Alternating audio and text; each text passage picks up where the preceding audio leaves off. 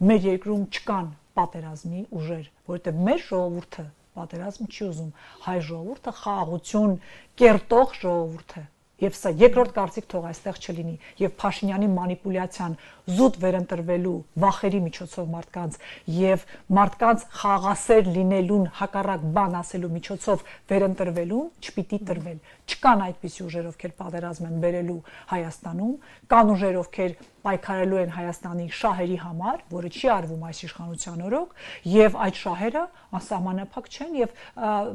կոմպրոմիսի տարբեր ձևեր ու միջոցներ կան եւ քաղաքականությունը, բանակցությունը դրա մասին է կոմպրոմիսի, բայց երկարաժամկետ կայուն խաղաղության, արժանապատիվ խաղաղության, սրանք լոզունգներ չեն։ Օրինակ նույն գերիների վերադարձի հարցը